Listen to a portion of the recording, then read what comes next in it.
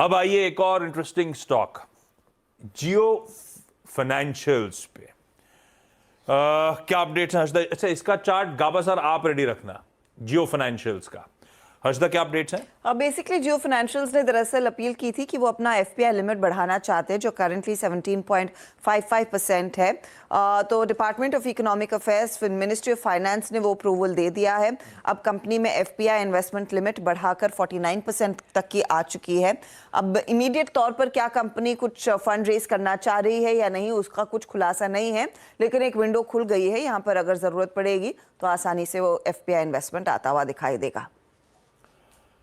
Okay, FIIs की current सीमा जो है वो बढ़ा दी गई है, तो अगर थ्रेशोल्ड के पास पहुंच रही होगी तो एफआईआईज और पैसा डाल सकेंगे। मंजूरी मिल गई है, खबर तो अच्छी है, सेंटिमेंट पॉजिटिव है।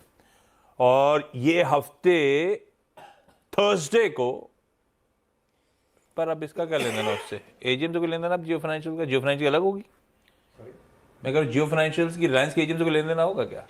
नहीं होगा, ऑब्वियसली होगा, कुछ तो लाइट शेड करेंगे ऐसा। हाँ, लेकिन मेरे ख्याल से जब भी ऐसी न्यूज़ आती है ना, इसमें लोगों को एक चीज़ का ध्यान रखना चाहिए, अभी कितनी पोजीशन अलाउड है और कितनी एफआईआईज की पोजीशनिंग है। हाँ, तो अगर मतलब ऑलरेडी जितना हेडरूम है, अगर वो पूरा एग्जॉस्ट नहीं हुआ है तो फिर उससे ये सिर्फ टेक्निकल न्यूज़ होती है फिर उसके अलावा।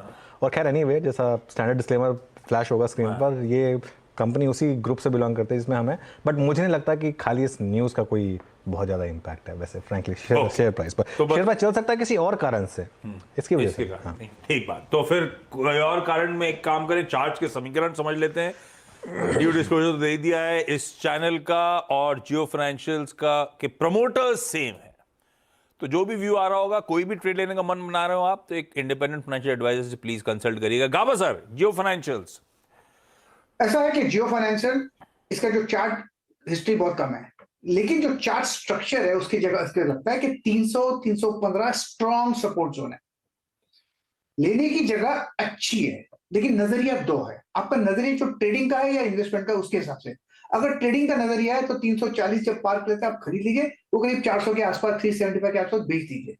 अगर आपका नजरिया इन्वेस्टमेंट का है तो लेने की जगह तो अच्छी है, क्योंकि जब तक ये 300 नहीं तोड़ता और इसको आप होल्ड करते हैं तो लक्ष्य 500 का होना चाहिए, लेकिन उसके लिए काफी समय लगेगा।